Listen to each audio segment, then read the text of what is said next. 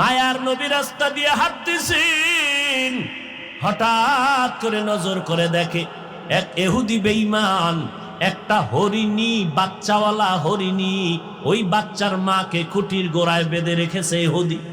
হরিণীটাকে 3 দিন খুঁটির গোড়ায় বেঁধে রাখলো। মা পাগলের মতো হয়ে গেছে, বাচ্চাগুলোরে পেলাম না, দুধ দিতে পারি না, কলিজা ছটফট করে। হঠাৎ ওই পথে মায়ার নবী হেঁটে যায়, হরিণী আমার নবীরে মোহাব্বতের সালাম জানায় দিল। সালাম জানাই আবদার জানায়, রহমতের নবী